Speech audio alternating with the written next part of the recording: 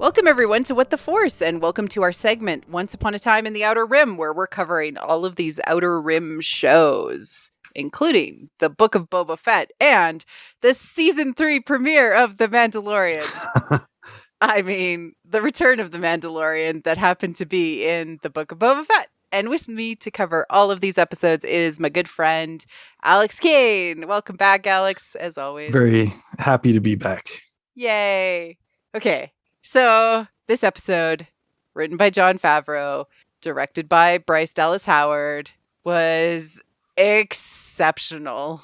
Oh my gosh. I tweeted out, it's like Star Wars was like, hey, Marie Claire, we see you've been having a rough time, and you could really use this episode being entirely made for you with everything that you love. Here you go.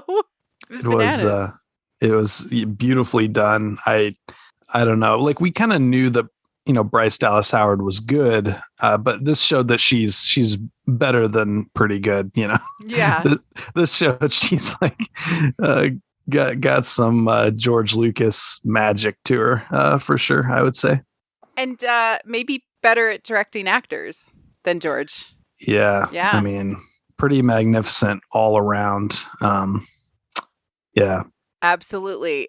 I do want to talk about two things. First, thanks everyone for sticking with us. I had some huge microphone issues last episode, which are now resolved. But I apologize for anyone who sat through that just to get some quality content out of it.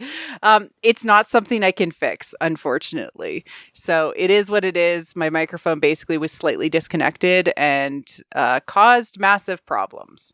The second thing I'd like to talk about is how it feels like to the general population that I've talked to that people really dislike this idea of taking focus away from the title character of the show. It's a little split, but yeah, definitely some people were shocked by it too, like a degree of being offended. Mm-hmm. Similar to the Tatooine thing, those are kind of the refrains that I keep hearing, right? Sick of Tatooine and like, oh, they gave Boba's show to somebody else, and okay. Yeah. I mean, you're allowed to think those things if that's what you believe. That's fine. I have a couple of thoughts on this. First and foremost, it's all under the name of Star Wars. So this is sort of what was always promised with the Disney era. Like, mm-hmm. I hate to say it that way, but like we have in this episode alone content that refers directly to things we know, right? And it's not Easter eggs. It's entirely in universe. Like, hey, this is a thing. This existed, we have a character droid that was only in a video game. We have an entirely new sort of planet or location that was entirely built, and we know nothing really about it. And we have a continuation of a storyline from a character that started, and is deeply connected with the plot of this other character. So in general, I have no problem with it. Somebody said that it feels like Boba and Star Wars has a brand problem, where they can't seem to figure out what they're trying to do. And so they have to use, or at least the story isn't strong enough to stand without Mandalorian. That's what somebody said. And I was like, wow, that's a really interesting comment. Personally, I viewed it like if they had just named all of these Outer Rim shows, like, I don't know, Once Upon a Time in the Outer Rim, like the name of this show, they could have done whatever they wanted and had people go in and out. And in some ways, it's kind of like an Arthurian legend where suddenly you have the tale of Sir Galahad. I'm thinking of Monty Python specifically, and how like suddenly there's this interlude where we're going to talk about Galahad or Sir Robin, It felt like that to me, but maybe I'm in the minority. I wasn't bothered by it because I'm watching all these shows. But if you weren't, it would be really weird. Just like how it was really weird in the second season of Mandalorian to like kind of have the focus change very suddenly to characters. So maybe people are experiencing what I complained about last season. I don't know if this is a Disney and Marvel and Lucasfilm thing or if it's the culture that we live in. But there is sort of this SEO driven approach to branding and naming things now, where once upon a time, Game of Thrones was like a song of ice and fire, whatever. And you had things like Tales of the Jedi and Knights of the Old Republic and Shadows of the Empire. Like those are great titles, all of them. And now it's like Ahsoka, Rebels, Book of Boba Fett. I rather like, but I'm half surprised that it just wasn't like Boba Fett. That's kind of the approach. Even, Kenobi is like one word. And Obi-Wan Kenobi, I think, or just exactly. Yeah, and generally speaking, I'm not bothered by this, except I stopped watching the show and I was like, well, that was weird.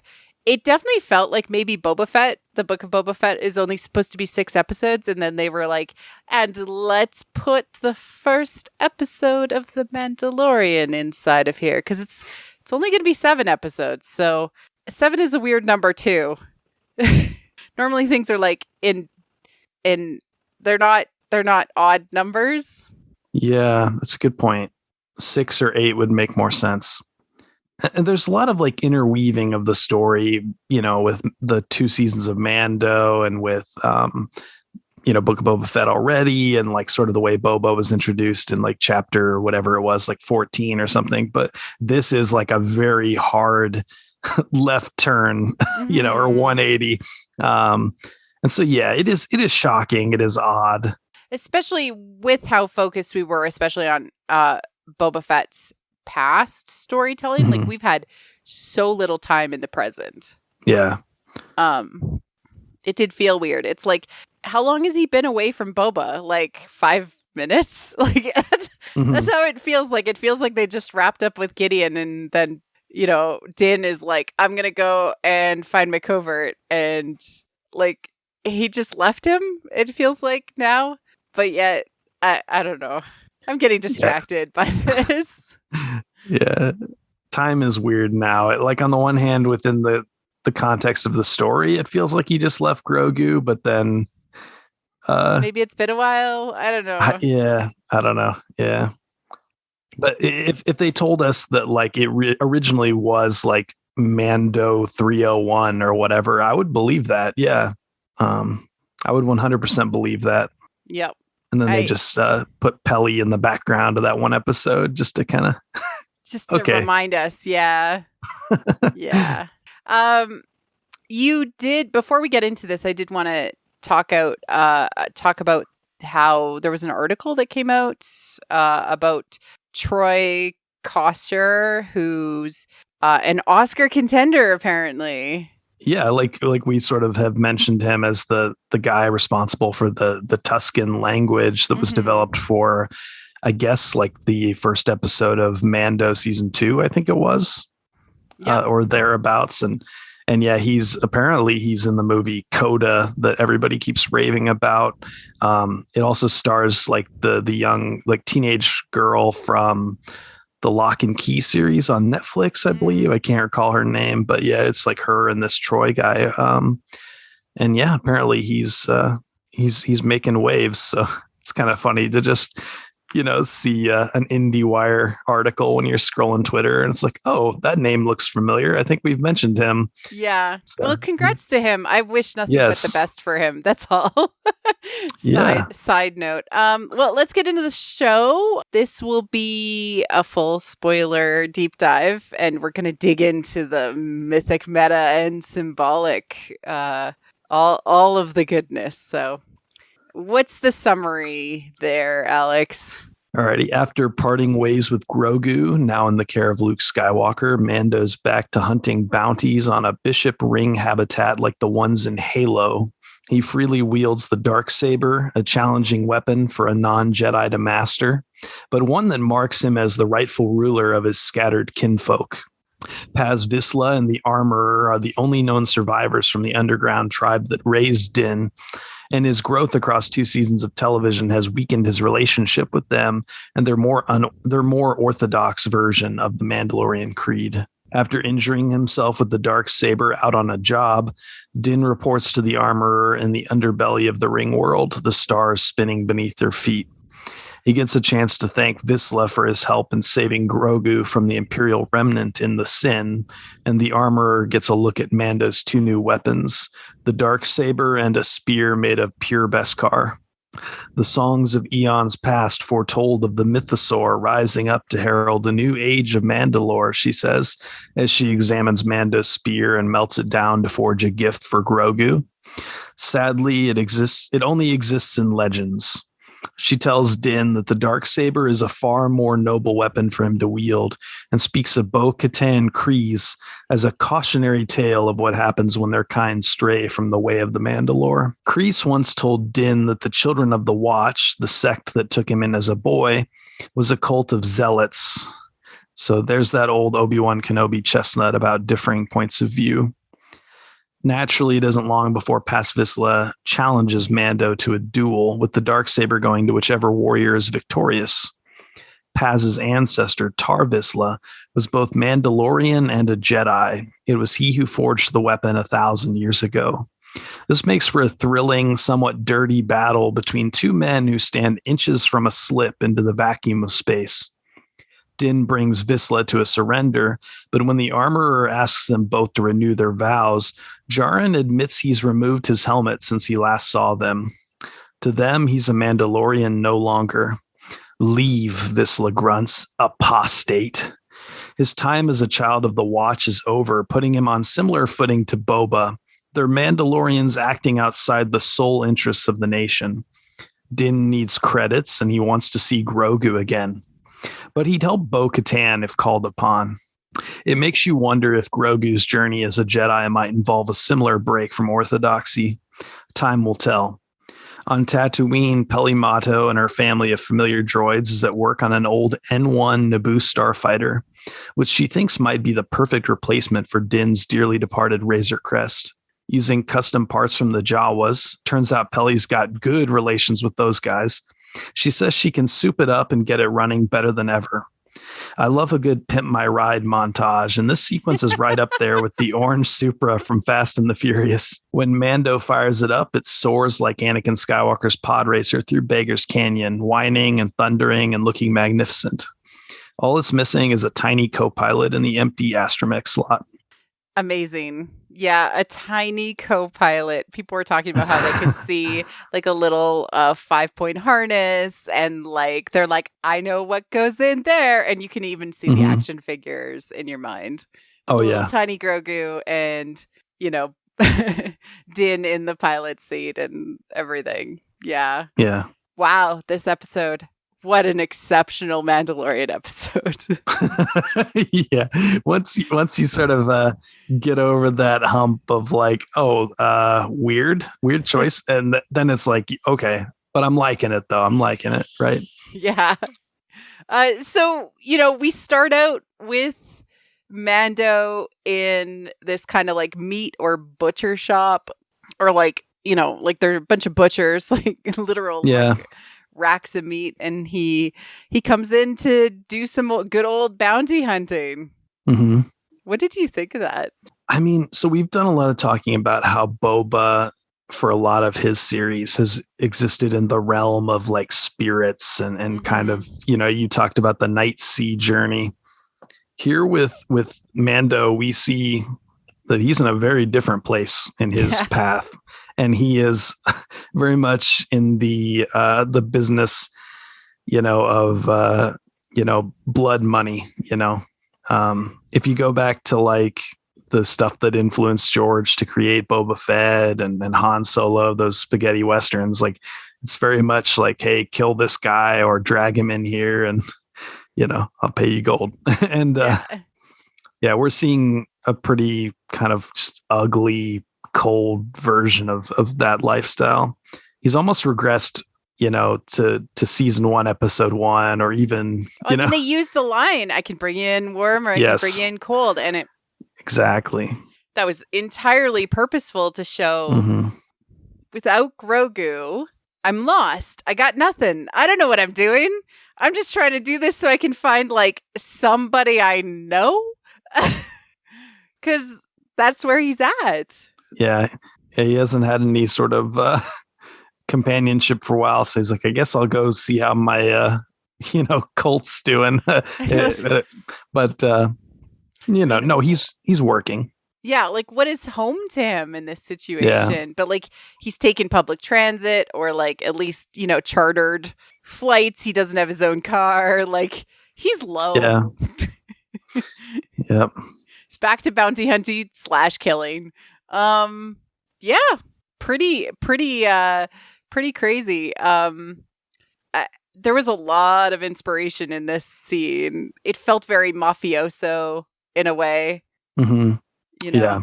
Like the back of the dry cleaners or back of the butcher shop or, back of the restaurant, that sort of feeling to it.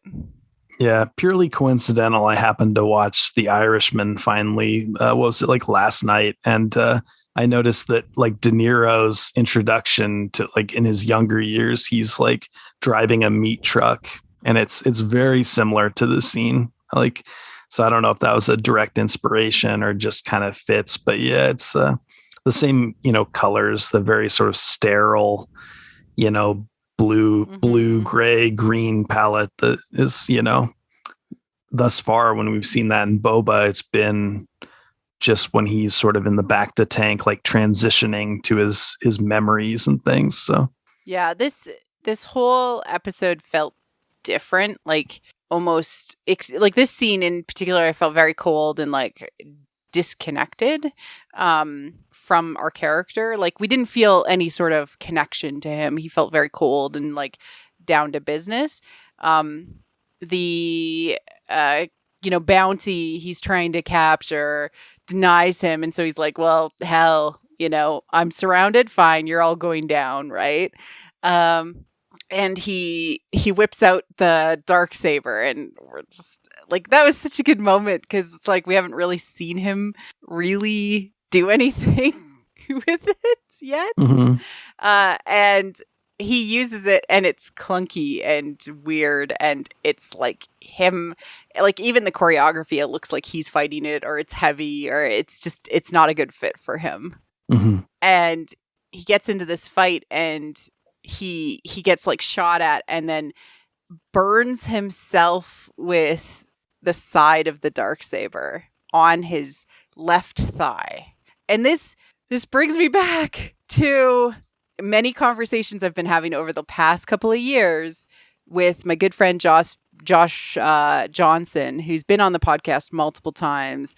But he did this tweet thread, and we were talking back and forth, and then like while we were talking about Gideon and what's going to happen with him and a whole bunch of stuff, he just tweets at me one day, and it's just like that saber, that or dark, it's going to go through somebody's thigh. That's all he said to me, right? But then he tweeted like the links to his thread about how he's explaining it. And there is tons on this. And there's even more when you get into how the armor talks about it. But essentially, it has to do with originally on his armor, he had kind of like this sort of crumpled piece on his right thigh. And a thigh wound specifically refers to the myth of the Fissure King, which is an Arthurian quest legend to do with Percival, and how the king, who sits on his boat every day and can't walk very well because of this thigh wound, can't be truly healed until they find the Grail, and the land can't be healed until the king is healed.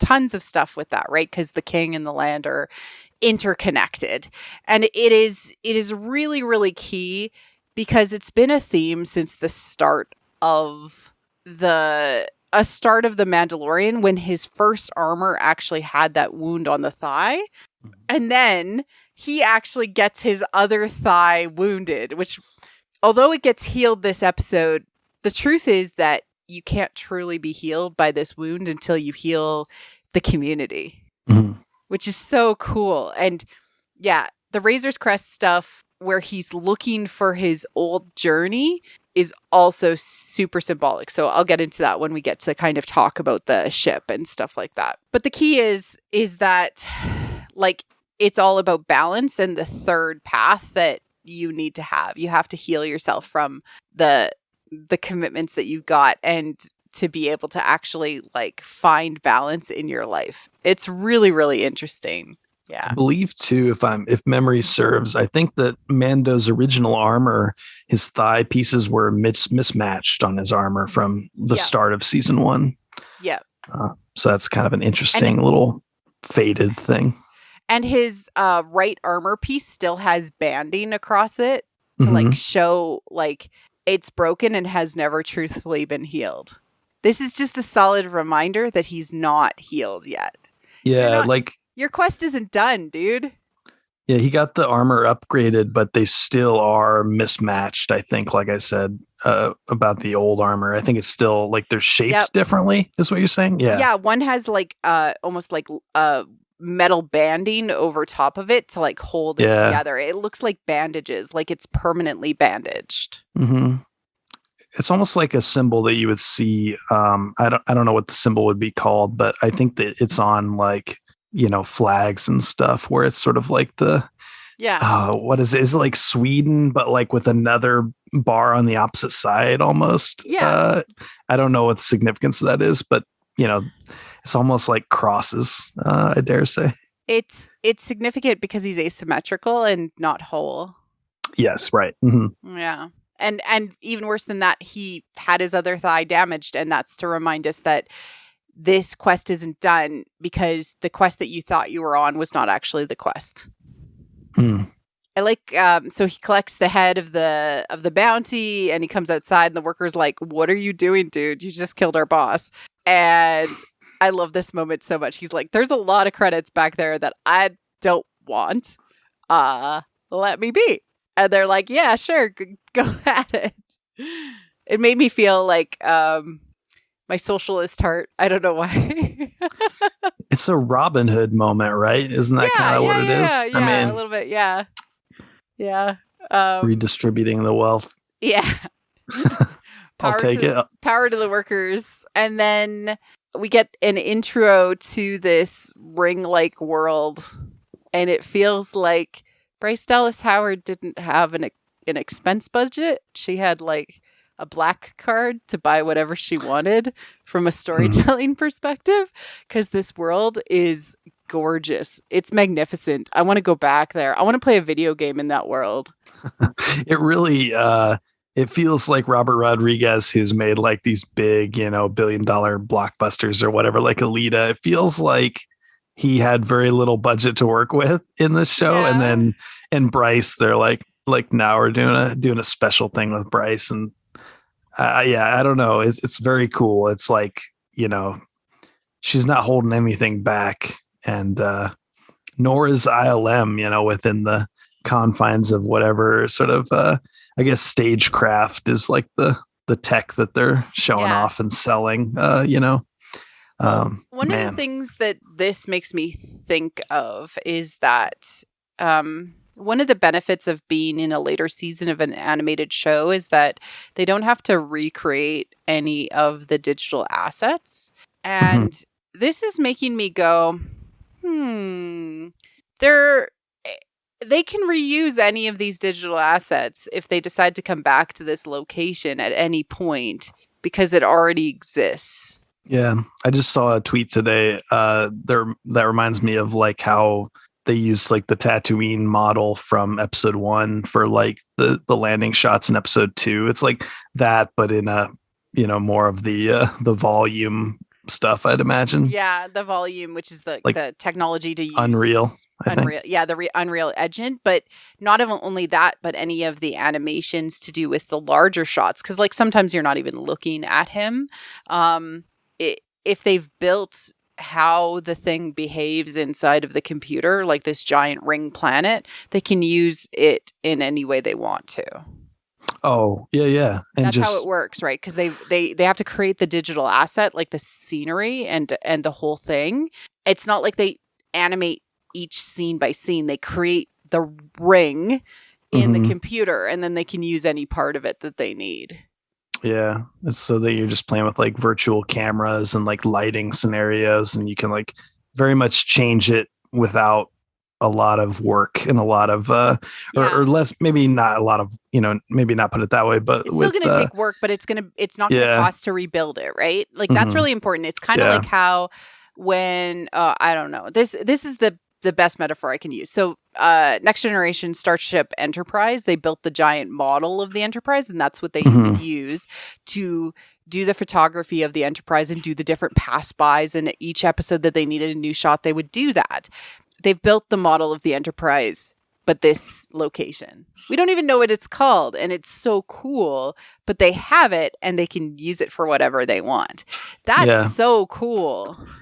I definitely had the sensation sometimes when you're watching Star Wars, you just sort of in awe of certain things. You realize things. And I'm just like, George must be so envious of this episode. If he sees it, I assume he's seen it already, but just like the things that they're able to do with the budget that they're able to do it with, like he must be so just like bitter in like a happy, proud grandpa kind of way. Like this episode is just like jaw dropping, and it was done for a fraction of what the Phantom Menace cost, surely.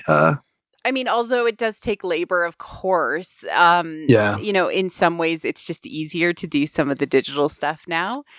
Because the computers do the rendering and do a lot of the effort because of algorithms and programs that are built to do specific things that they can lay over top of it. It's just really cool. But in general, the whole city, although it was this ring and we've never really seen that before, felt very KOTOR 1, KOTOR 2 to me. So Knights of the Old Republic, especially the elevator moment with the alien, that totally felt like KOTOR and KOTOR 2 to me. I don't know why, but it was it also felt very Halo too, just because of the ring. Obviously immediately it's like Halo, but then once you get down to the nitty gritty of it, I think it's like Talos or Telos in KOTOR 2 that it has sort of like a space station like up in the atmosphere because the planet has been like ravaged by the Jedi Mandalorian War, I guess, or whatever. And then it definitely felt like some of the cantina and like just all that, that sort of like Mass Effect scenery that was very popular 15 years ago.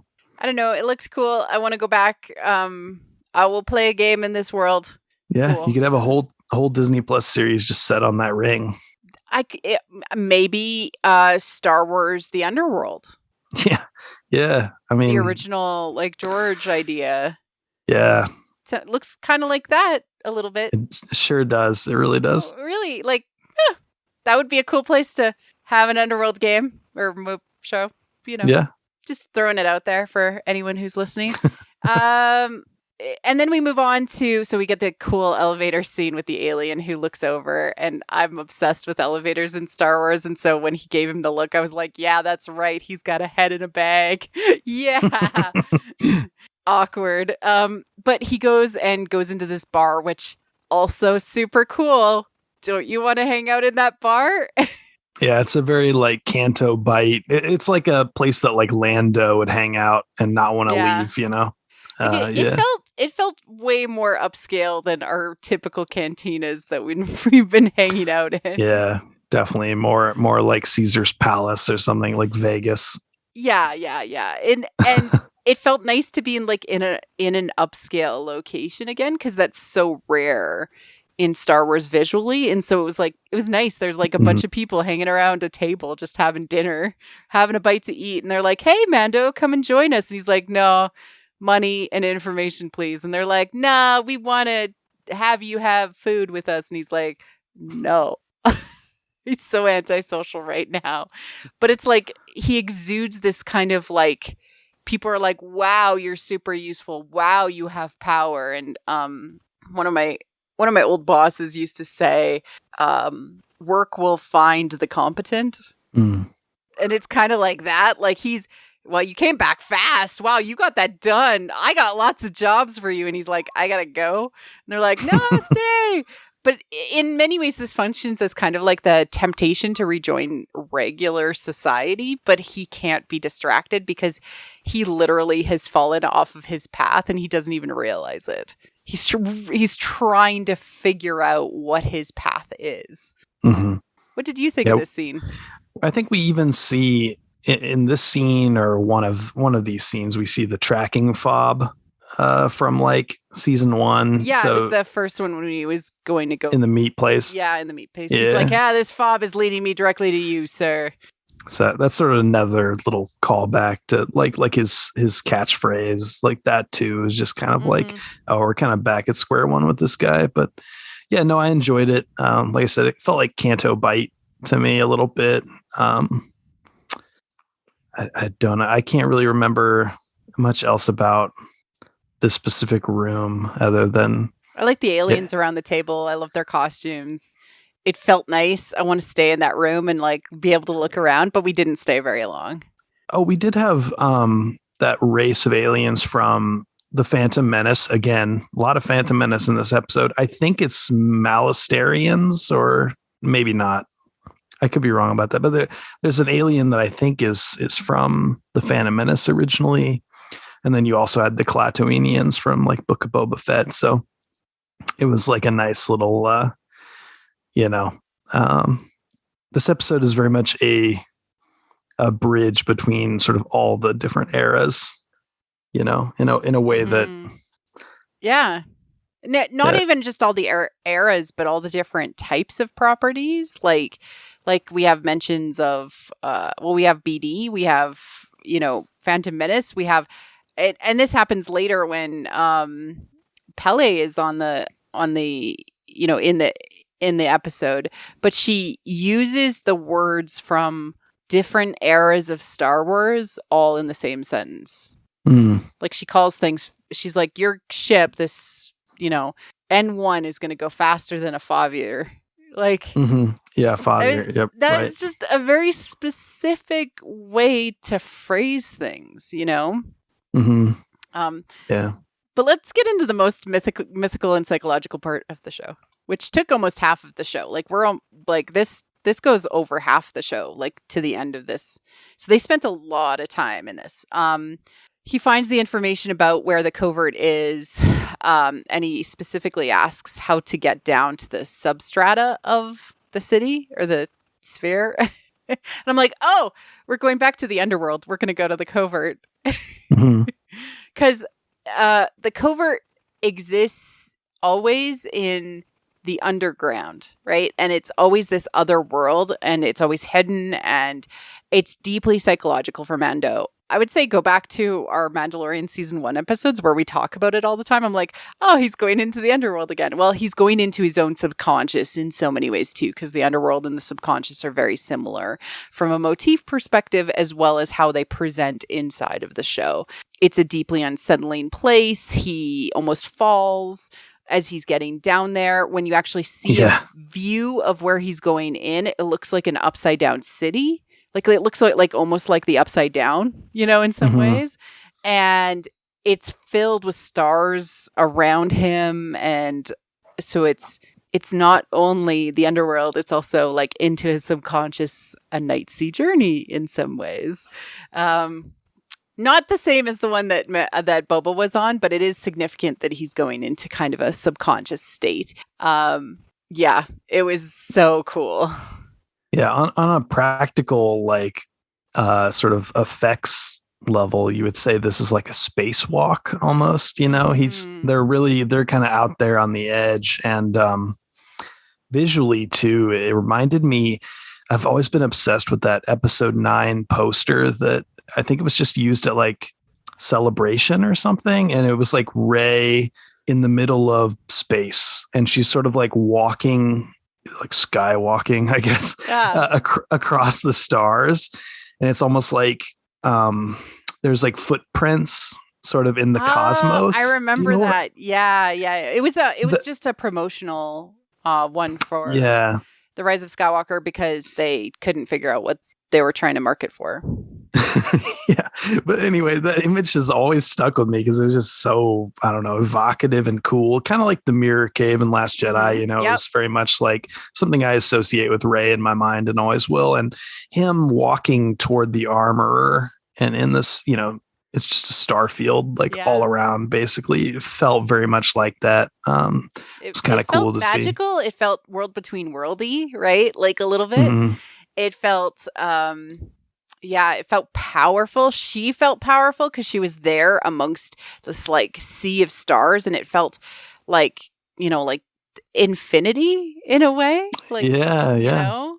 And so in this, like, she sort of functions like a dark goddess, and this is going to be so interesting as we dig into it, and I'll try to like pull that out a little bit. But effectively, what a dark mother figure or a dark feminine figure is trying to show the internal person is all the suppressed aspects of themselves that they've gone through a ton of stuff and they haven't dealt with it. They've gone through a lot. They have secret shames that are buried. They have shadows that they haven't dealt with. And they haven't come to a place of acceptance or understanding with their trueness of where they need to be. And although this all comes off as she is the wise and cult leader of a failed religion that seems to only believe in a way, sacrificing its people to its creed and its dogma, thematically and from a quest perspective, she's supposed to remind, and she's supposed to remind the hero of how the land is not healed and how the quest is incomplete. And even though she says the words, your quest is complete, when she finds out that he found the Jedi and he delivered Grogu, that's not true at all. And the next entire couple of scenes are all about her reminding him that he still has stuff to do. And in fact, she shoves him out the door to do it. Isn't that interesting? It's a really cool scene that is like structured very much like Mando season 1, but it's using all these different callbacks from the 2 series to kind of really to show how much things have changed and just how, she's reminding him that he can't really come home right now or can't really come home again because he is transformed. He is no longer one of them. And it's a weird external confirmation for our Mandalorian character, who is a self-insert for so many primarily men, right? Like, reminding him that, yeah, sure, the thing that you thought you were doing was important and you were done, but what about all these other plots that, or things or quests that actually you picked up along the way? It was very video gamey in a beautiful, amazing way. Yeah. Right? Like, I would say definitely like the video game thing came up a lot in Mandalorian. I feel like it's become more sophisticated now. Like it's I don't know. It's You've not got a quite quest. just. Haven't you completed that quest? But it was done so subtly and so beautifully, right. And with this deep, like, he's dealing with his own shadows and his own shame of failing his belief structure. Mm-hmm. You know, like, I'm thinking about like too, the way like the duality of our language is such that like he might think one thing, but then, you know, if Luke or Rey or whatever, like somebody's like given into their darkness, and then someone like Palpatine says, yes, good darkness. You're like, oh shit, I want to be the other thing. I don't want to go that way. And so it's like by hearing the thing that they believe, you know, or, you know, with Anakin and Obi-Wan, it really is just like when you hear the thing that doesn't ring true, then it's like, oh, okay, now I'm awake again, you know? And I would say that the Armorer and the Night Watch, the Night Watch? Children of the Watch. The armor and the Children of the Watch, which is the basis of this covert and this sort of cult, is very dark. And it was interesting to see in season 1 and season 2 how much people were like, "Oh, this is the way. I totally agree with this philosophy." Right? Mm-hmm. Right? So what I appreciate about this show is that it's making us question all the sides. Yeah. Right? It's really, really fascinating. So I do want to say, like, she is a dark feminine creature. She is a goddess insert, right? So she challenges him and gives him unknown knowledge that he didn't understand about himself. So specifically, this ties to the male nurturing fantasy that I've talked about a lot on this show, that the truth is his quest always should lead him to Grogu. Right? And to the community. Family and community. Those are the two things. And yeah, you returned Grogu to his people, but that wasn't the end. And neither is just sitting in the substrata of a really cool city. Yeah, it's like the start of Mandalorian's journey was like a 3-episode arc of, like, you know, when Harry met Grogu or whatever. And then, you know, he saves the child, and then we get immediately to the Sanctuary, which is Bryce's first outing as director in Star Wars. And it's very much like, here's all the things that you could have if you weren't in that blood money business. And so it's a neatly arranged, you know, sort of map his journey. This is a dark mirror or a black mirror version of his reality that he was faced with. Yeah. Isn't this lonely? Isn't this sad? You know? And, you know, so we get the story of the dark saber, and it took me a while to figure it out. So I'm happy I did. But specifically, they are telling a in Star Wars version of the Dolorious Strike, which is a trope inside of Arthurian legend to do with, in its fullest form, it happens in the Fissure King. And so that's why I bring it up again, because if you are hit by the Spear of Destiny, and so this is the Spear of Longinus, which is a kind of a sacred holy Christian weapon, and you're wounded by it, your land becomes a wasteland, right? Until the Grail quest is complete. There's actually a character named King Pellis, so it's like a Pellis. That's kind of cute. But interesting. But specifically, it has to do with the fact that if you're not the correct wielder of the saber, your land will become barren and everybody will be destroyed. And that's what we get, that story from the armor. And so what we are missing is the Holy Grail, the healing of the Mandalorians. Yeah. And it's sort of like we see, you know, here's what happened before the Empire, and here's what's going to happen again if history repeats itself. Which is interesting because according to J.J. Abrams, like, a lot of that history does in fact repeat itself. You know, the Empire does come back, and so for part of the galaxy, you know, it'd be ideal if it didn't all go that way. Yeah. And I mean, I think that this is saying something bigger about, you know, Mandalorians have to come to terms with all of the Mandalorians. They have to find their way home. And that's very similar to some of the other themes that we've been seeing in Boba Fett. His comparison to Moses, like, there's a lot in there, like the Israelites have to find their way home, right?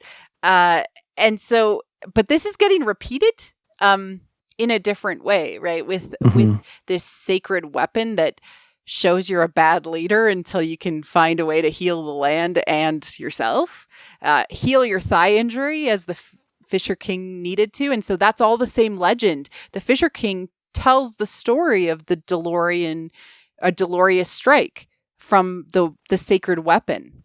And really it's trying to heal this sacred, or this ancient, old, centuries old ancient war between the Jedi and the Mandalorians, and this misunderstanding that started with Tar Vizsla, which they named him finally in this show. They are giving us so much content and history and understanding of why it's important he was a Jedi, he was a Mandalorian, and then there was a fight. What I personally think, speculation-wise, is that we're definitely going to get the Jedi Mandalorian War. Yeah, sure. As like a series, like, yeah. Or a movie series, like a trilogy. Yeah, I think so too. I've been calling it since a while ago. Like talking about Mandalorians with like Allie Andrews. Yeah. I've been calling it for years and years that they're going to do that. Rebels laid a lot of groundwork that sort of pulled pieces from like Legends and kind of synthesized it into, Sabine's story and a lot of the sort of old Republic crumbs and things. So yeah, I love how desolate he feels, like moving the forge back in place. It's like, what am I supposed to do here? I got nothing. Like, this is boring. Yeah. But the armor takes the spear and says, "Where'd you get this from?" Oh, it was a gift from a Jedi. But we get into like this spear, which sort of represents the spear of destiny, and both the Darksaber and the spear represent very similar things. But he turns it. The spear also could heal wounds. The head of it could actually heal wounds too. So it could hurt and help. And so, because it had the blood of Christ on it, Longinus, he was the one who stabbed Christ when he was on the cross. But it's super interesting because she specifically melts down the spearhead visually on screen. And pours that like cool stuff in the pool, and it's like very mystical and interesting. Yeah. But she's creating something to heal the wounds between Grogu and him. Yeah, a gift of protection. So cool. Yeah, and symbolically too. And fan artists have done this already, but it is that idea of like Grogu as Tar Vizsla. This sort of foundling that is sort of like part Jedi, part Mandalorian, this kind of like unity, sort of a marriage of the two. An alchemical union of ideas. That is the thing that can heal the wounding of this society. Yeah.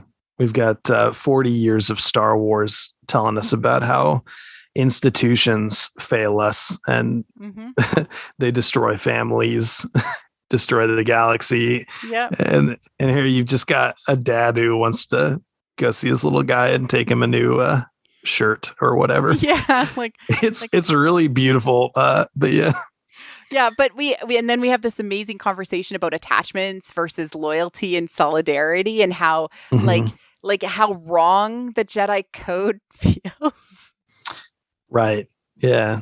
Like just that whole idea that, like Anakin and Padme had to hide their love. And so that led it to be this seduction into temptation. And well, I can't talk to Yoda about this. So I'm going to go see what Darth Sidious has to offer me. Yeah. Yeah, exactly. And it's the idea that like shame is the problem, right? Like we can't talk about things that we're afraid of or whatever. But then she gets the little package, and it's probably going to be chainmail, because we saw chain, like the chain links being made out of the spear briefly, which is so cute. Oh my God. I can't wait to see him in his little chainmail shirt.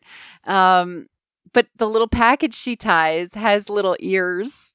Right. It looks like Grogu's head or something, his silhouette. Yeah. And he holds it in his hands. He's like, "This is for my son." Subtlety is for the weak. It's not subtle at all. And he does it twice. No. So it's like purposeful, right? Yeah. What'd you think of his little ear package? It was cute. I mean, like we don't quite know what it's gonna look like, but we kind of get the sense that it's chainmail, which would be like torso armor most likely, or at least like upper torso or whatever. It's very cute. There's a lot of good sort of merchandising opportunities at play here. They're like, we're gonna take the Naboo starfighter and remind people how cool it is and give it this polished, chrome look, and we're gonna make Grogu cute again because he needs to be even cuter. He's gonna have his own little arbor. I just remember, all the fan artists who did like Grogu with like a little Mandalorian helmet with the ears sticking out and like the chainmail shirt and like, definitely. I remember seeing at least a couple of those sort of like Jedi Grogu with like the Mudhorn sigil and stuff. Yeah, very cool. Oh, I love them. And then we go deep into the training of the saber, which I literally like. I'm like, oh, dude, it's fighting you. You're not mentally there because you don't have your Grogu with you, so it's not going to work for you. That's where my brain went. Where did your brain go?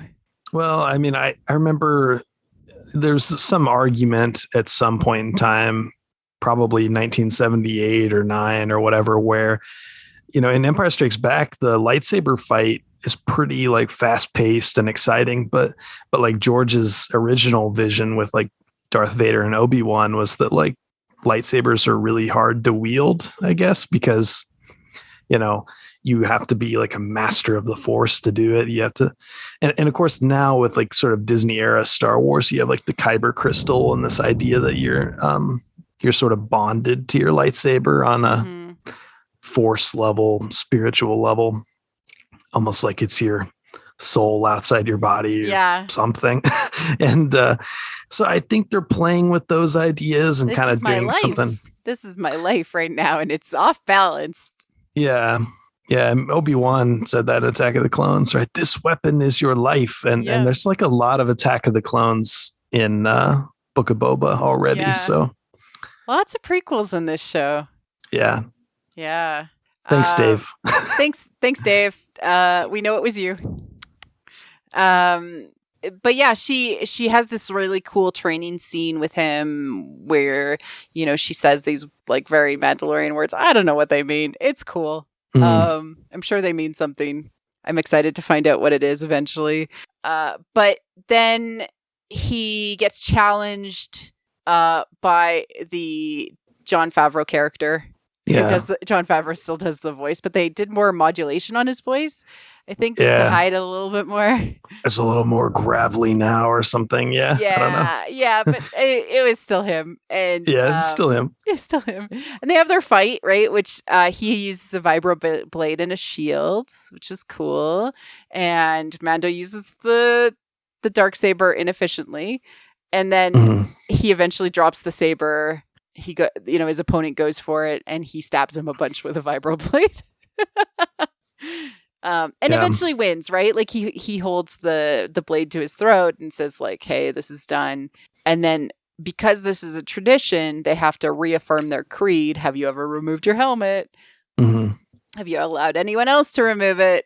And being an honorable person and a knight, Mando can't answer affirmatively. Forgive me, armorer, for I have sinned, I guess. Where were we? There's almost like a little micro allegory that plays out in this fight. You sort of, it reminded me of how Paz Vizsla sort of reaches for the blade as soon as Mando drops it, right? Yeah. Which is like a really cool way to illustrate that ambition is not always great. And second of all, a hero refuses the call to action. A good king is not a man who aspires to be king, that whole thing. So that's kind of cool that it plays out that way. Mando didn't want the sword at all. Like he's like, somebody else take this, please. Yeah.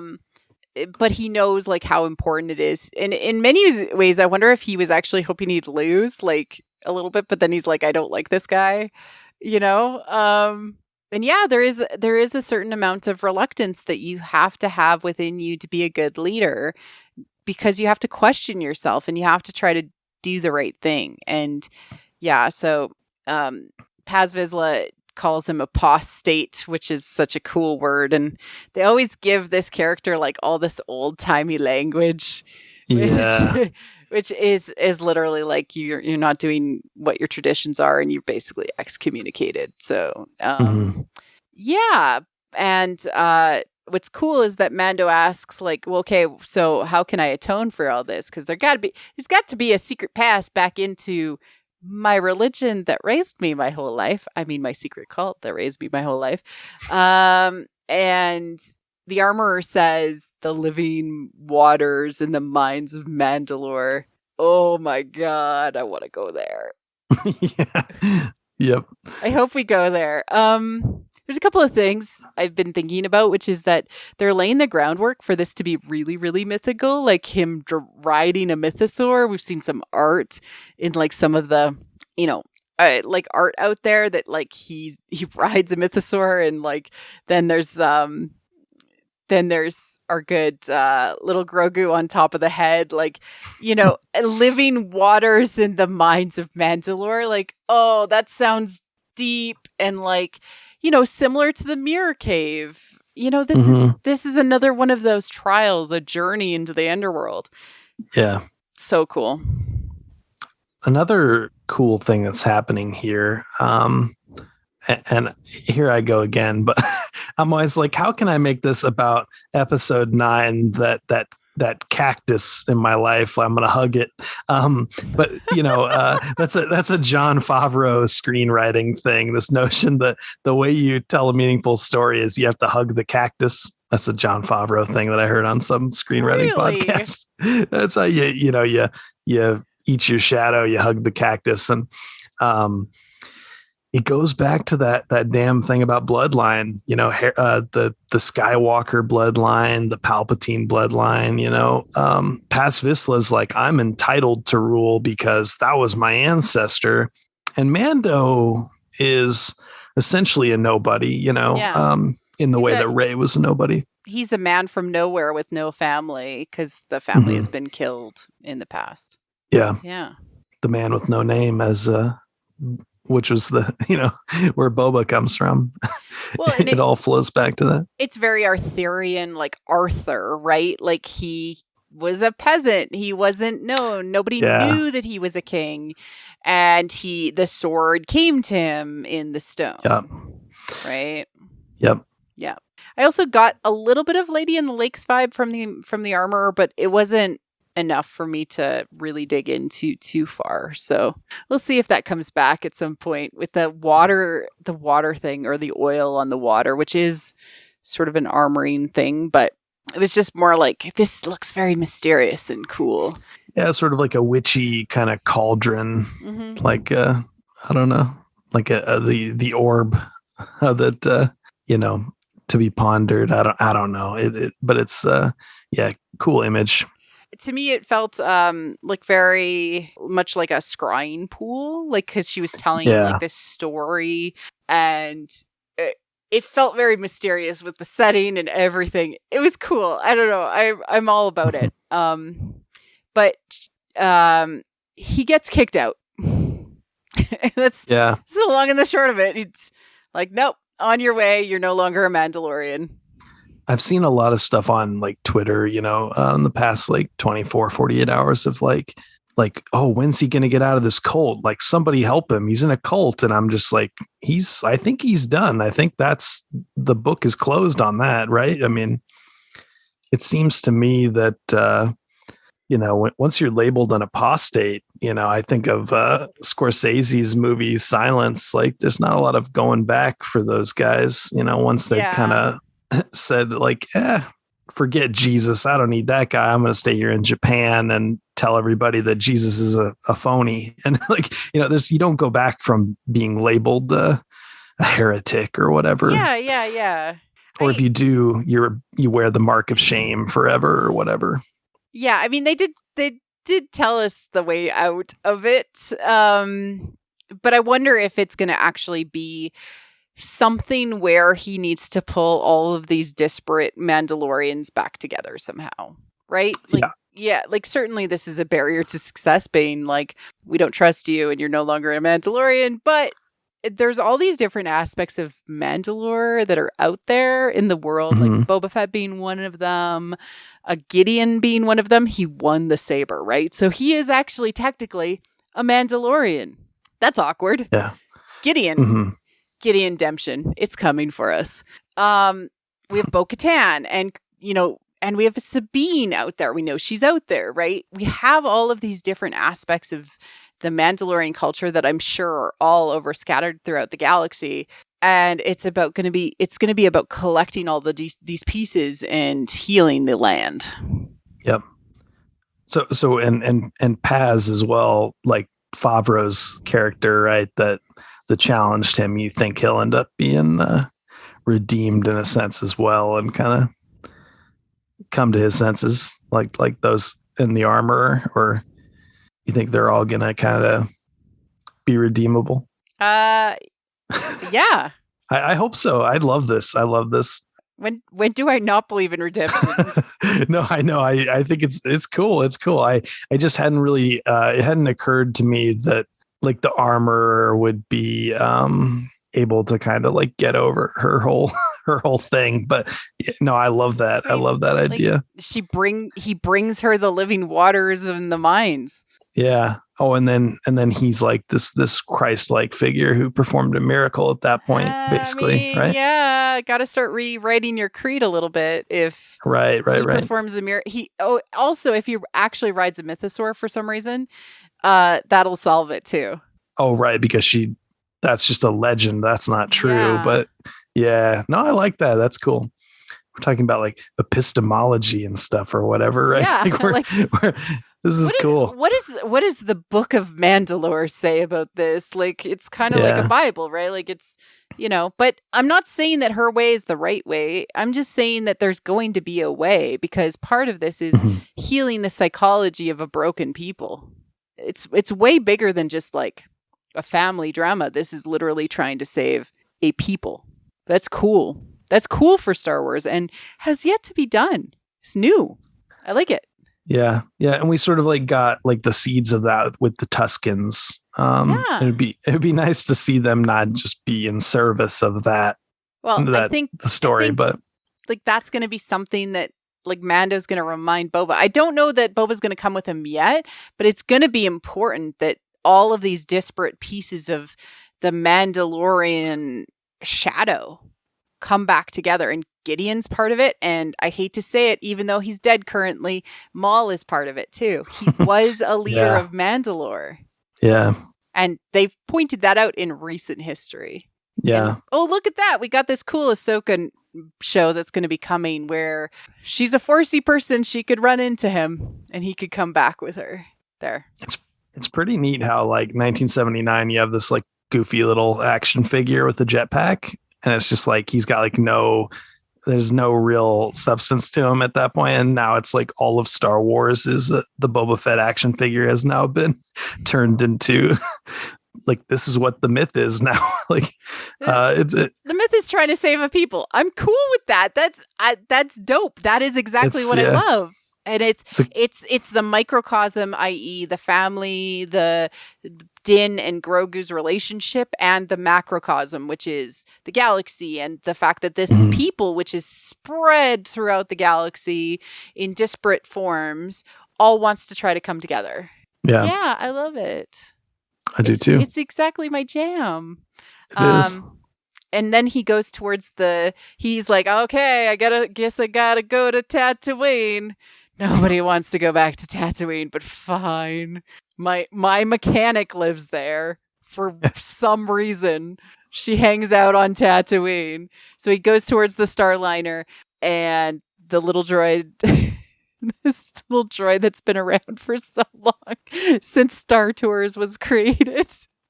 Oh yeah, it's like a Rex droid, huh? It is with a different voice, but it's a Rex droid, and little droid's like, dude, you can't come on the Starliner with your weapons. Please check them. We'll give you a ticket. We'll give you a tag. And he's like, I'm a Mandalorian. Weapons are part of my religion, which is so interesting because he just got finished being told by the highest person in his religious cult that he is no longer a Mandalorian. He's like, wait a second, no, I am, I swear. Yeah. But it really felt like Robin Hood, like very no blades, no bows, leave your weapons here. Like that. Like, your weapons, you will not need them. Yeah. I'm sure this is all just trying to sell the hotel experience in Galaxyland. Oh geez, yeah. Did I say that out loud? Yes. But he's sitting in his seat, which has way more room than a economy class ticket on any sort of airplane. He looks very relaxed. It's very comfortable looking, yeah. And he's looking out the window and very very just thinking alone to his thoughts, and he gets interrupted by this little Rhodian kid who looks and reminds him with his little green antennae of his own little kid. And so he pulls out the little package again and holds it in his hands, just in case you got the subtle hint. You didn't get the subtle hint before. They directly visually paralleled to the Rhodian kid. I love it. I love it when they're overt. This is overt storytelling that I want from Boba and Fennec's relationship. Yeah, no, good call. Overt symbolism, please. Yeah. Everybody be dumb nowadays. Please do it. Yeah. If they don't spell it out in the dialogue with a quotable, like, we are in love, we are married, then people are just going to be like, nah, they're friends. Yeah, like he literally had to say, like, I'm worried about my boy, because else people wouldn't get it. Like, there'd be people in the audience be like, what is he doing on Tatooine? Why does he care about a ship? Yeah. We'd be like, here, like, oh, he loves his son so much. And then he goes and gets Grogu, and everybody's like, that came out of nowhere. No, he had to literally say, like, I'm worried about my little boy, my little man. It's so funny because, like, the season 2 finale of Mando, we were just like, how could they do this? How could they separate them? Like, what the fuck? You know, what the hell, man? And now it's like, you know, it's very comforting to know that they are not just going to, you know, throw the story out, you know, and like start from zero, you know, like, yeah, they're doing that in a purposeful way, if anything. Well, and I knew that there would be a separation. It's super important to grow without the other person there, sure. Right? Like that's part of the journey. Separations are really, really key. And I called it. I'm like, there's got to be a separation, and then there was, and I was like, I didn't want it like that, like, you know. But it, like, this episode for some reason heals a lot of my season 2 wounds, and I don't know why that is. Is it because it's so solid and so thoughtful? And it feels like it was just shoved into the book of Boba Fett just to heal me. I don't know. It feels like a blessing in disguise, but it's wonderful. And it really does heal the thing that was broken about the end of The Mandalorian and how everything felt weird and off, and like people weren't given a chance to emote in the way that they needed to, or have the space that they needed to in a character driven way. Brace is so good though. So yeah, she's great. No, I know absolutely what you're talking about. Like, after episode 2, I think it was, I bought the Boba spaceship Lego set, and as I was building it, I watched the Disney Gallery stuff of all the making of Mandalorian, and that was like very healing for me. I was like, oh yeah, I love the Mandalorian. Just, you know, in spite of you know, some little spite of the speed brand bumps. placement that it like the best description that I can have for how these shows are playing out and how awkward it is. It's like Lay's potato chips couldn't sell enough potato chips, and so they had to sell it with a Pepsi attached. Right. Yeah. They're all under the same banner, but that's weird. Like, it's weird, right? It's not the same thing. And that's why people are like a little disconcerted. And that's how I felt about Mandalorian season 2. Less so now because I'm invested in both stories. But I could see how disconcerting it was, especially if you were like just, I want my Boba Fett show. I bought my bag of potato chips. I didn't need a Pepsi. And it's like, you can see too where, again, like Marvel parallels, you know, you had Mandalorian was a big success. The first two Iron Man films were big successes. But like Marvel didn't really start taking like risks and feeling like confident and assured in their storytelling until basically after the Avengers won. And then you had Guardians of the Galaxy. It's like, okay, we can get really weird and we can use characters that, are not Captain America and Thor, and Spider-Man. Yeah, but they never did a similar thing. This to this extent until far later on, like even phase 2 or phase 3 of the MCU, where they would actually have a secondary main universe character. Like think of Thor Ragnarok level, where you have Thor. It's Hulk's a Thor just hanging story, but Hulk is there like for 70% of the movie, and he's a powerhouse.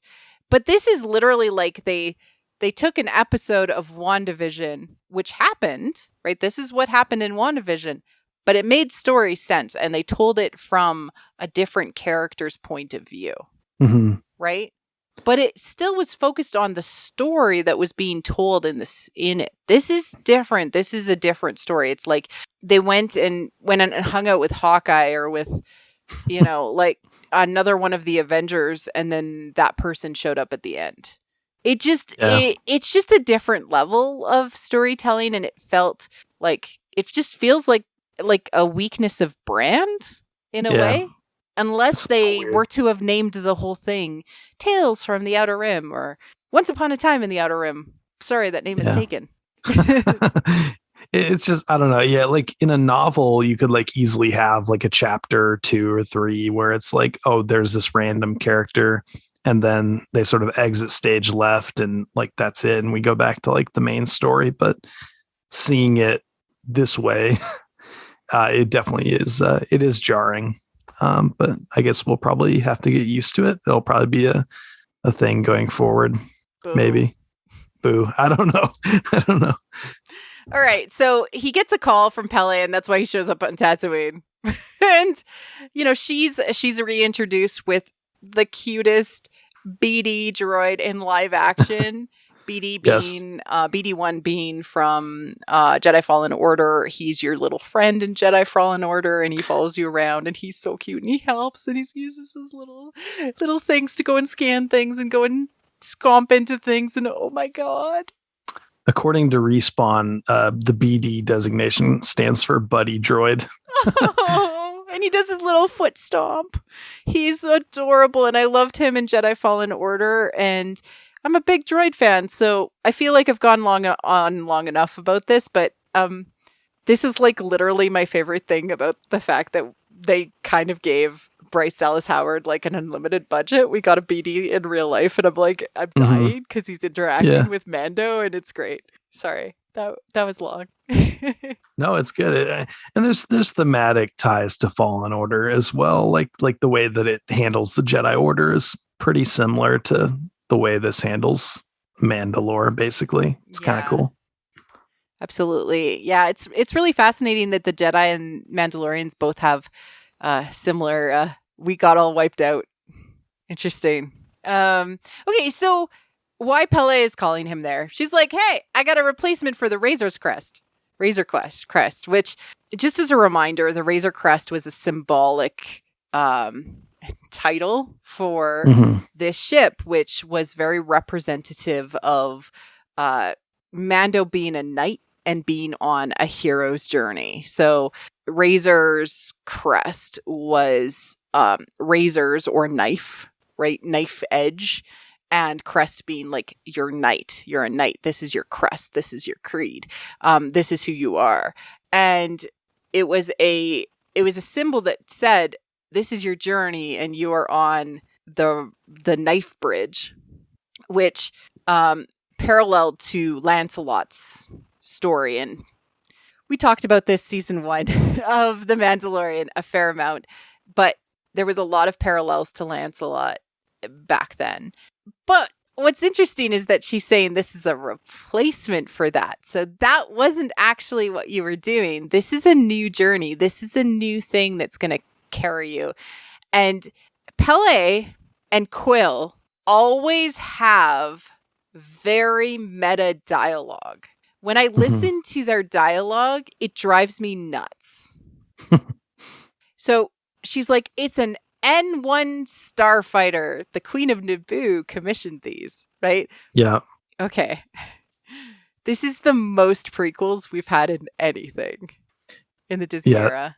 Yeah, somebody on Twitter said this episode had like more references to Padme than the entire sequel trilogy. And it's literally true. Yep. It was so good to see her back, even though she was broken. Yeah. Yeah.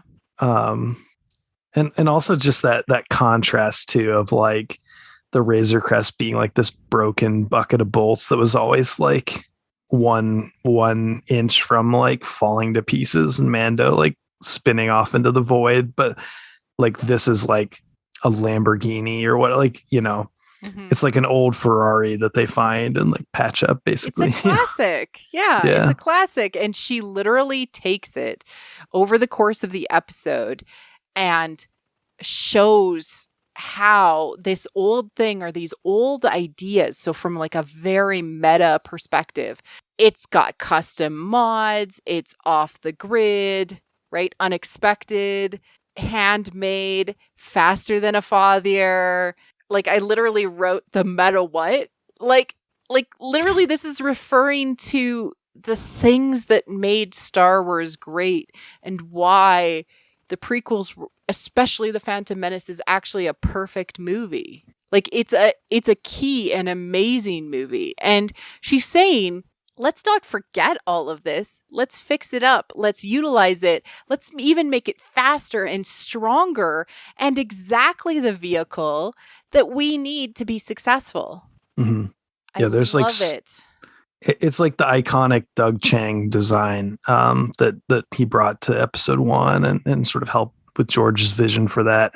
And you see like a ton of Doug Chiang throughout this episode, like the Imperial security droids that are doing like the Terminator thing.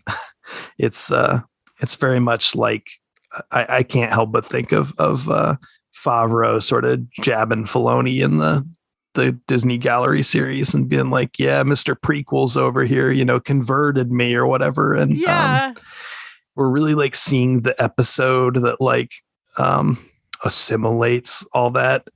You know, like she says something about the assimilator part. And that's a piece of it, I think.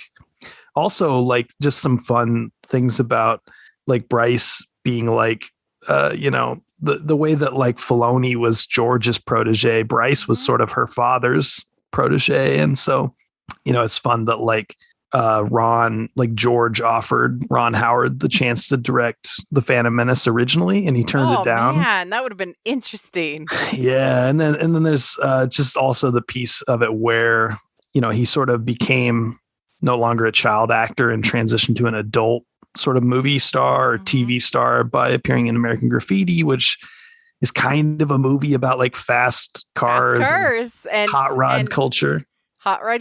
And like as the ship comes together, we see like it customized and beautiful, and all these extra parts are added in from that are collected, right, from other parts of the world, right, either good or bad, right?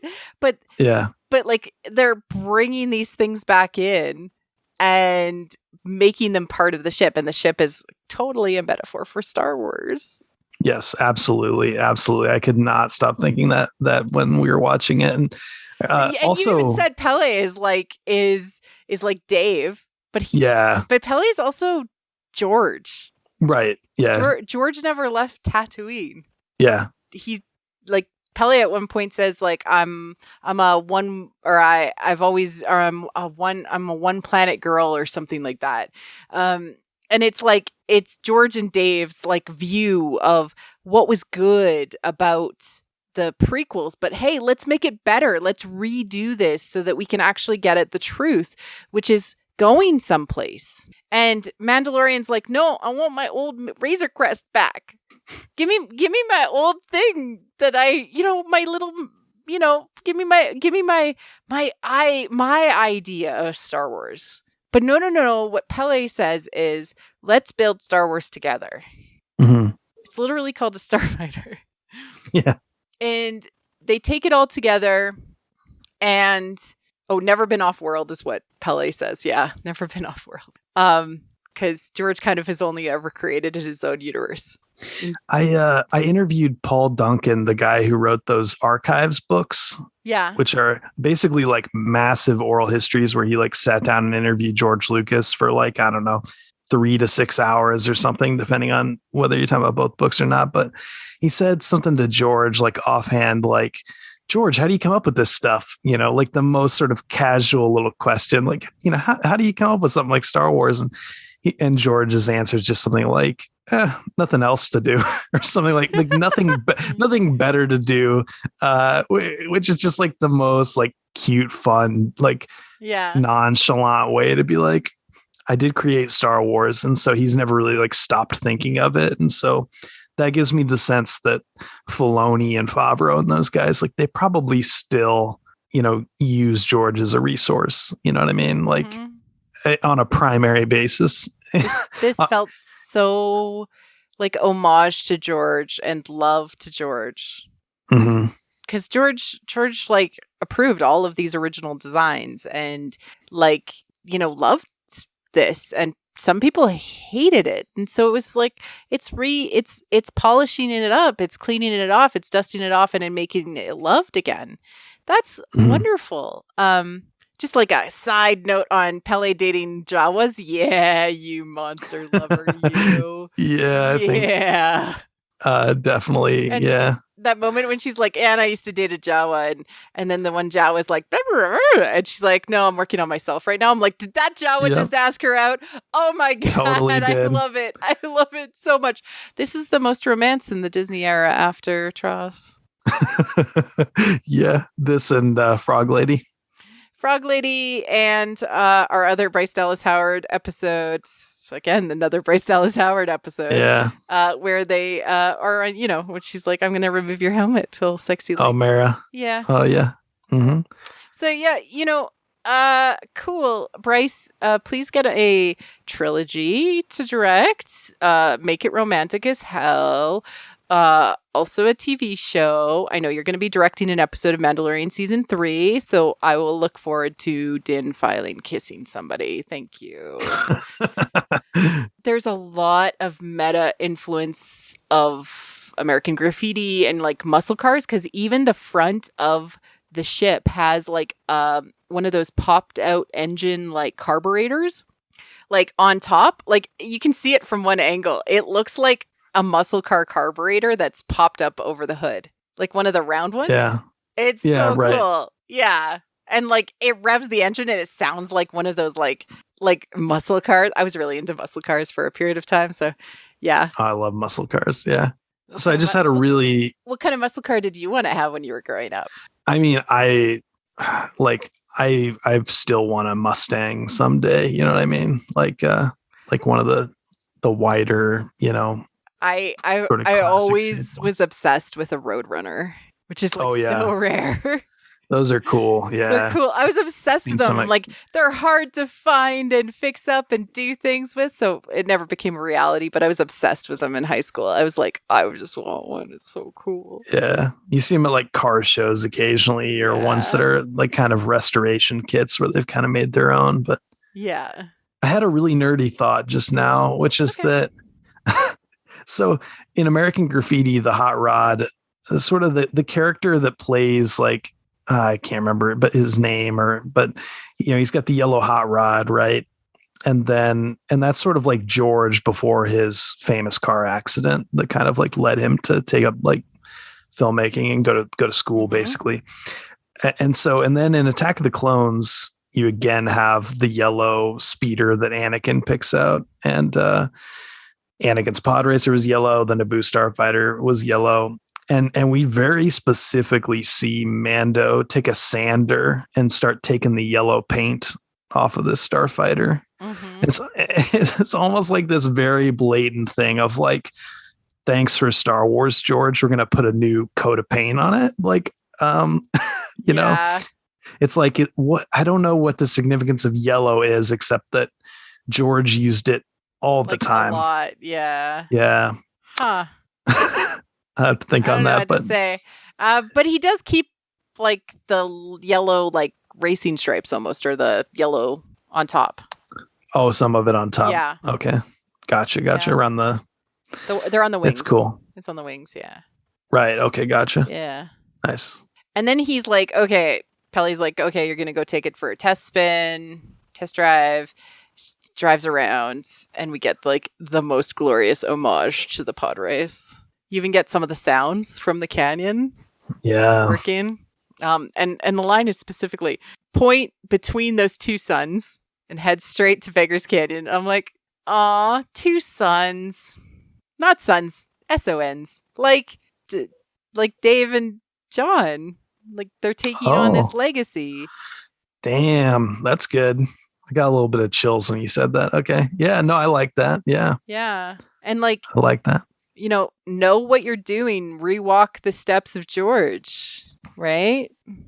Whatever their faults, whatever these guys' faults, they absolutely take this job so seriously.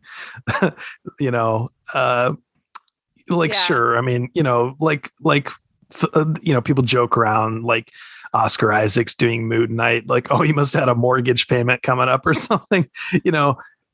Dave and John are just having the time of their lives the way Ryan did with Last Jedi. And so even if they kind of piss us off or whatever with an episode that we don't love, like, man, these guys are putting their whole hearts into it. And Bryce, obviously, and yeah, Rodriguez too, but yeah. How's the handling? Smooth as a gonk scomp jack.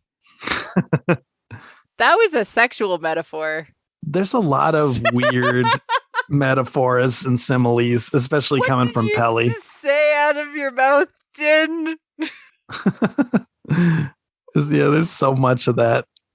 There's so much of that in this episode. Okay. Did you just make a droid sex joke? Oh God. Smooth as a baby's behind. All right. Yeah. All right. We're where we are. This is where we are. He was like, I'm going to try to get out of the atmosphere. It's a very freeing moment as we watch him rise up. It's gorgeous. Everything about this episode is gorgeous. And he rises up and he goes and he, the starfighter goes past the Starliner, which we have the same little kid who sees him. And my husband said that this was a Spider or a Superman reference when he's running next to the train. Oh, interesting. Okay. With the You're talking kid, about the original Superman. Movie. Gotcha. Yeah, with where the kid looks out the window and looks at the guy who goes really fast and I love that. That's cool. Yeah, it's cool. It might not be, but I thought it felt very similar to that. It fits with how fast he's going. Yeah, he's and then he gets pulled over by the space police, i.e. the Rangers of the Outer Rim. I'm sorry, but a cab. Are they the fandom? Are they the toxic fandom coming in to be like, no, you can't do that. You can't put colorful Vespas in my Star Wars. Is that what those cops are? I don't know. I always love to see Paul back, but oh my God. He's great. And then on the other hand, you have the Luke Skywalker body double from season 2 finale. That was him?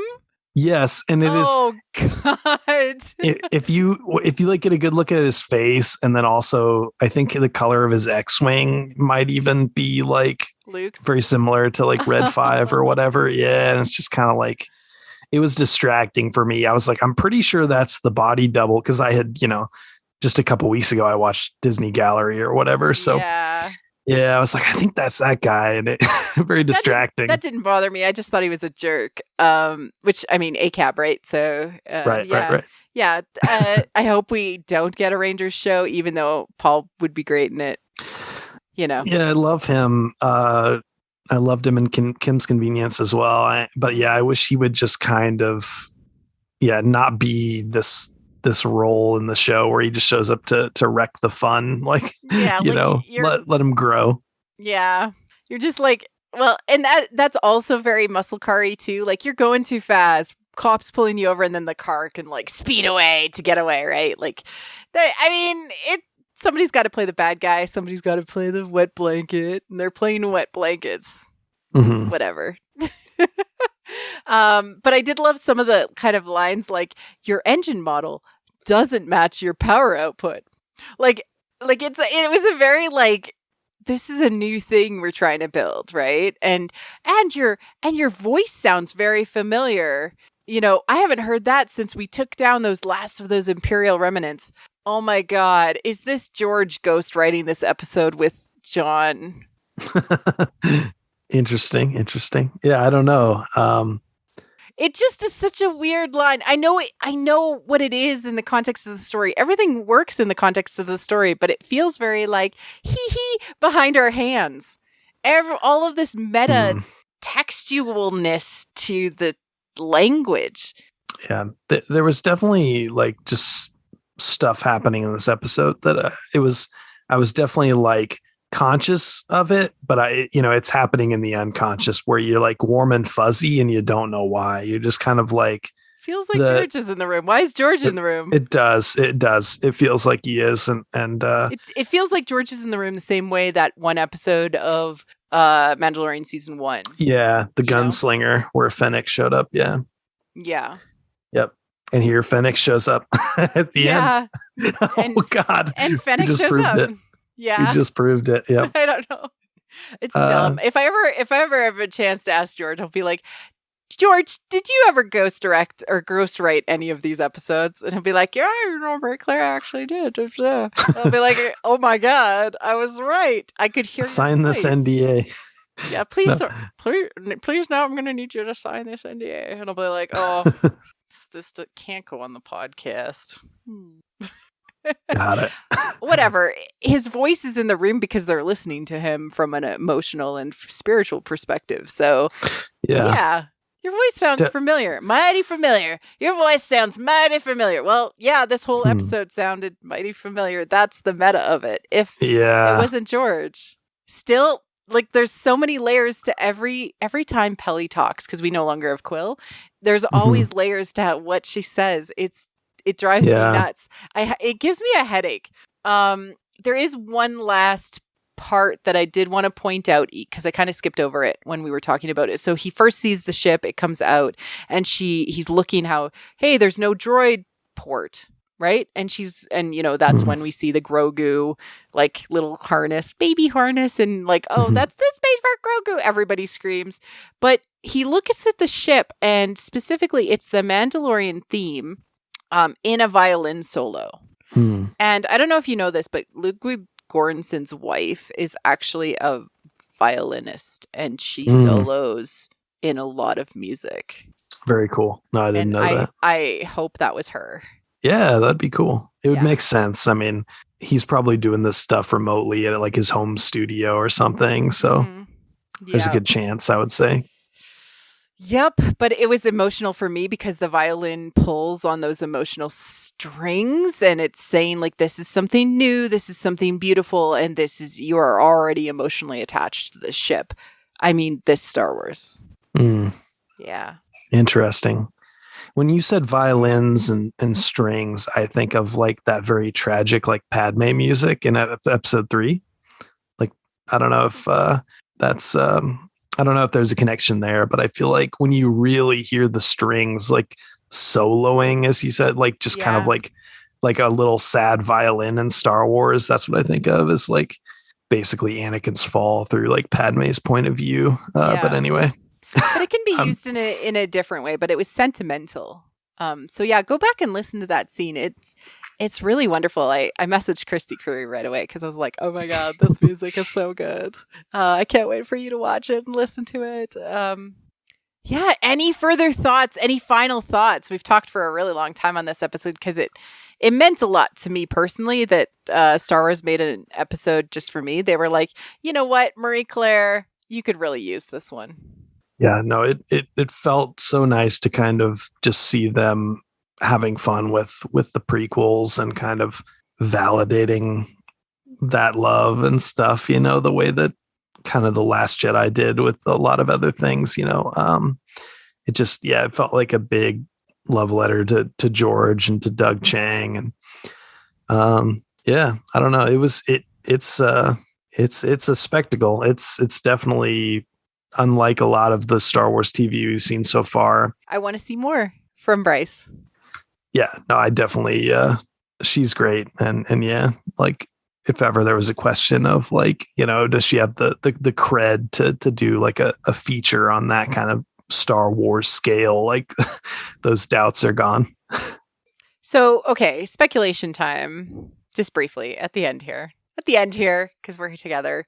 I think we're going to get the Jedi Mandalorian War again. I think it would be really, really cool to, in a way, like, how the Sky Talkers have that one order where they rewatch the episodes like really in a weird order. I forget what it's called. They called it like the nesting order. Order. So I loved it. Yeah. It would be really interesting if, for some reason, from a nesting order perspective, we got the Jedi Mandalorian War somewhere in between this obvious, let's get all the Mandalorians back together and save our planet.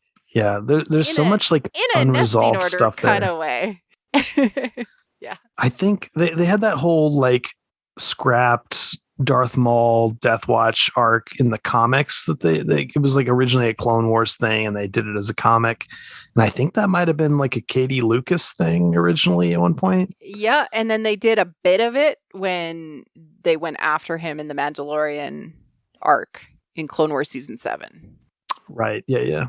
And so my second piece of speculation is that Ahsoka is going to bring back Maul from the dead. Because Sam Witwer has been tweeting a lot. Like in very specific ways. Like excited and like just happy for everybody. In a way that like an actor that is done with stuff it shouldn't be tweeting about stuff as much. Yeah, they tend to be more detached, whereas he's a big nerd who loves Star Wars and loves the Jedi and the Sith and the Mandalorian stuff. And he's sort of like buddies with Filoni, like they go way back. Yeah, that's interesting. And he tweeted a lot about this specific episode, Bryce being the director. So maybe she's got something to do with Ahsoka. Just throwing that out there. Well, you've been saying for a long time you thought Maul was going to come back, and then I think that might have even been before the Star Wars Archives Volume 2 came out, and George was like gonna use Maul as his sequel trilogy villain and stuff. Yeah. So the dominoes are lining up for sure. Yeah. So where this all came from is specifically, and I did an article on it on What the Force when we still wrote articles, but specifically we have Ahsoka, who is tied to the daughter from a sort of spiritual sense because the daughter healed her when they were on Mortis. And we have Maul, who is also voiced by Sam Witwer, who voiced the son. And there's a lot of weirdness about and spirituality around the psychopomp nature of the characters that have interacted with Maul to pull him back from basically the underworld when he was, discarded from Naboo onto the garbage planet. Specifically, there was Morley, who was a snake, which is a psychopomp who can go between worlds.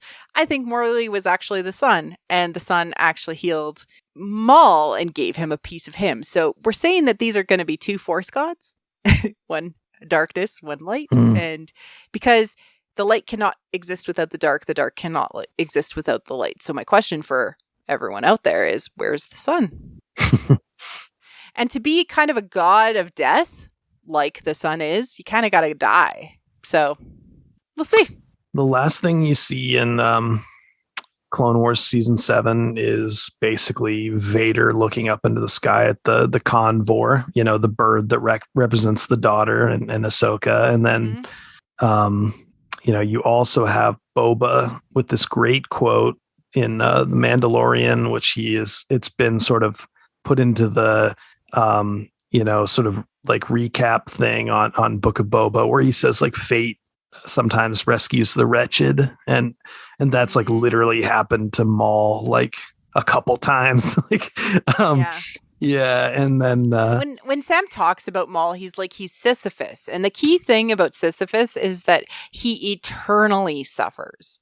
He can't get rid of the suffering. He must eternally suffer, which means he can't die. Yeah. And like there's like deleted scenes as well with the son where he goes to this realm of like the dark side where like, you know, Darth Bane and Darth Revan, like all these famous like Sith lords, that like sort of he has a convo with him. Yeah.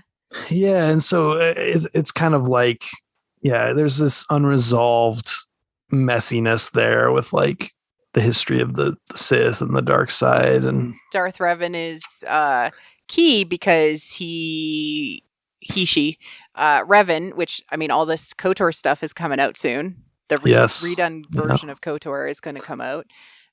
Remade? Yeah, pretty much a remake. Yeah. So they're going to maybe adjust the script / plot, maybe. Because the thing about KOTOR is that it literally happens after the Jedi Mandalorian War. So yeah.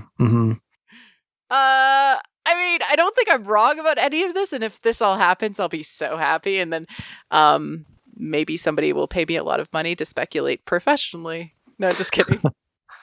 I know nothing. I'm just telling you what stories would be super interesting. So if those would be cool to you, that's awesome. I'm loving what I'm being given now, and I'm just sort of accepting it in a nice way. So, yep, Maul's coming back. I think so. I'm insane. If you think I'm insane, it's fine. But we are where we are, and if I'm proven right, which I often am, it'll be interesting. All right. Thank you, Alex, for joining me to talk about the return of the Mandalorian. Of course. As an interlude within the Book of Boba Fett. Where can people find you when they're looking for you online? I'm on Twitter at Alex J. Kane, Kane, and on usatoday.com and polygon.com and various forthcoming publications as well. Awesome. Thank you for joining us, and we'll see you next week. Cheers. Thank you for listening to What the Force. I'm Marie-Claire Gould, your host. Our music is orchestral music by Christy Carew for What the Force. We have a Patreon at patreon.com/whattheforce. We like to thank all our patrons, especially those who love and are obsessed with What the Force.